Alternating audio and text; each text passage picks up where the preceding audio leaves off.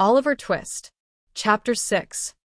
Oliver, being goaded by the taunts of Noah, rouses into action and rather astonishes him. Oliver, being goaded by the taunts of Noah, rouses into action and rather astonishes him.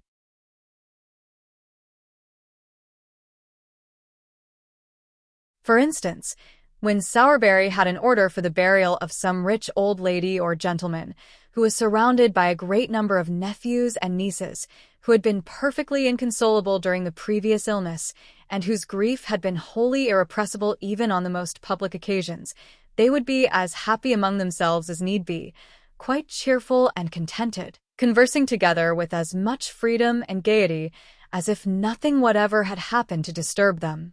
Husbands, too, bore the loss of their wives with the most heroic calmness.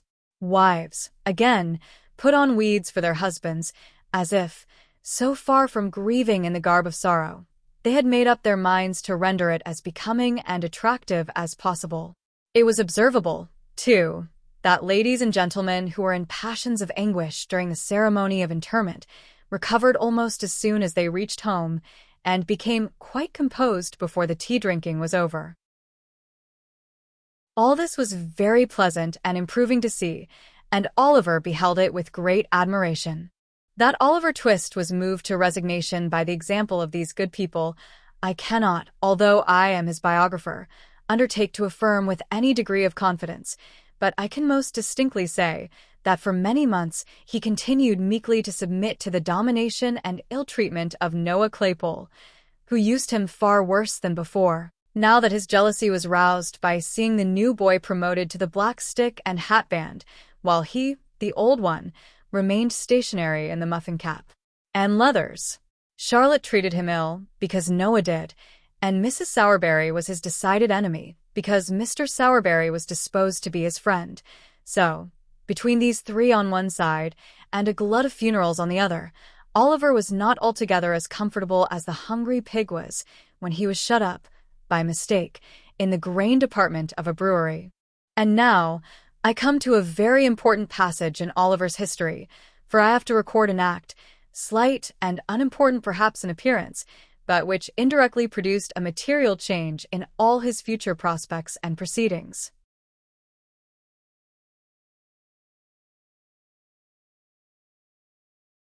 One day, Oliver and Noah had descended into the kitchen at the usual dinner hour, to banquet upon a small joint of mutton, 1.5 pounds of the worst end of the neck.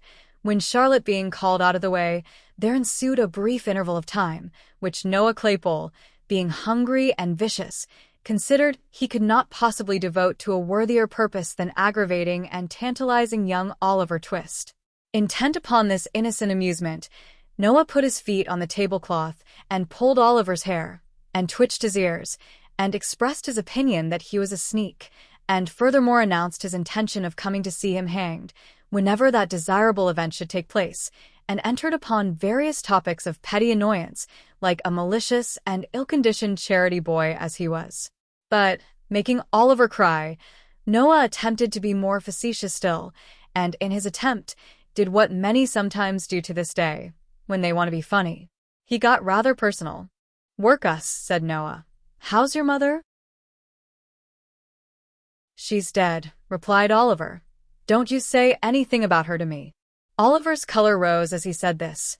He breathed quickly, and there was a curious working of the mouth and nostrils, which Mr. Claypole thought must be the immediate precursor of a violent fit of crying.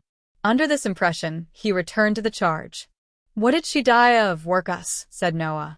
"Of a broken heart, some of our old nurses told me," replied Oliver, more as if he were talking to himself than answering Noah.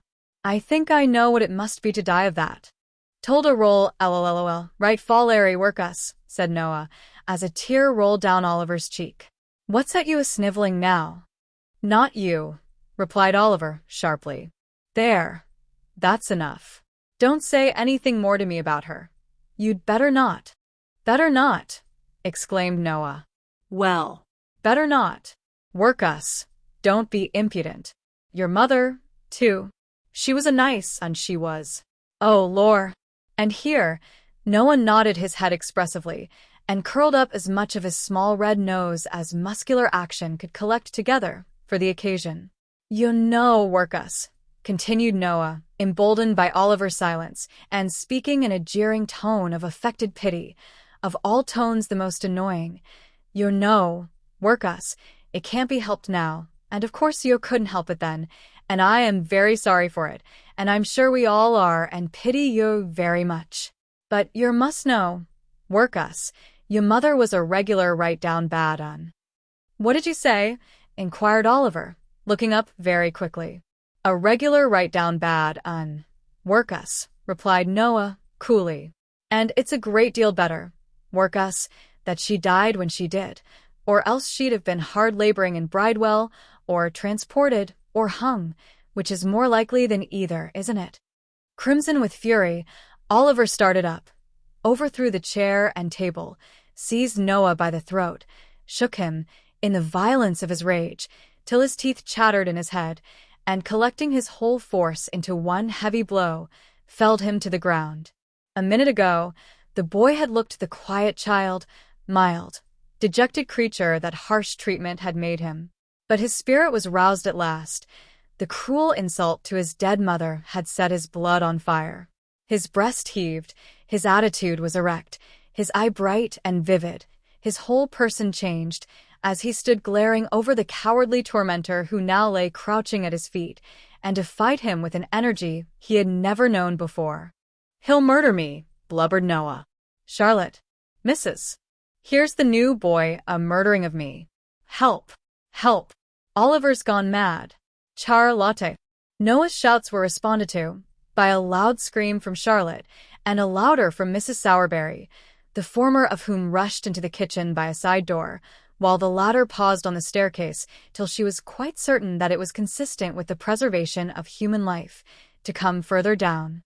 "Oh, you little wretch!" screamed Charlotte, seizing Oliver with her utmost force, which was about equal to that of a moderately strong man in particularly good training.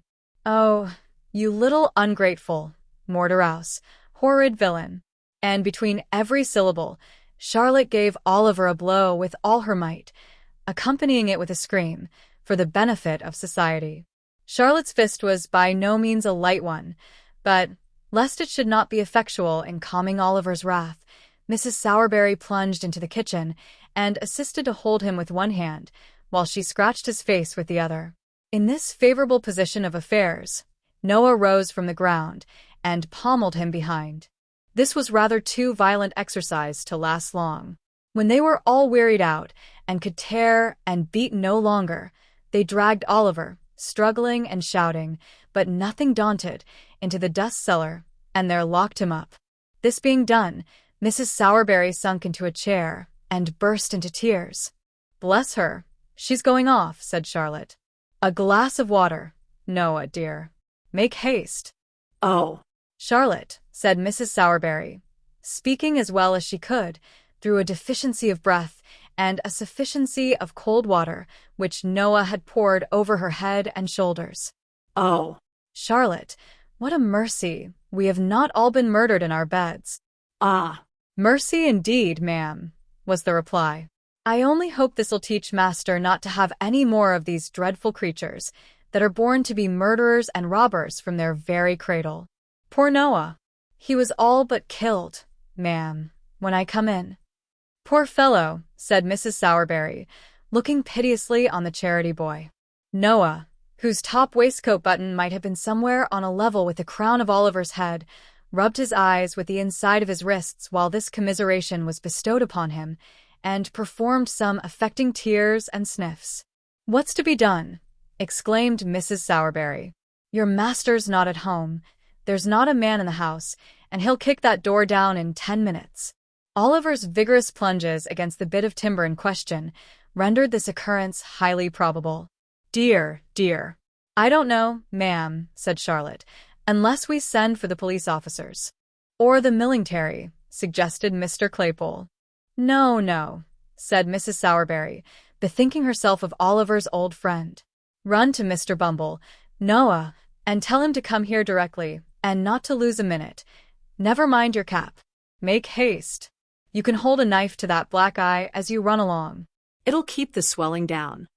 Noah stopped to make no reply, but started off at his full speed, and very much it astonished the people who were out walking to see a charity boy tearing through the streets pell-mell, with no cap on his head and a clasp knife at his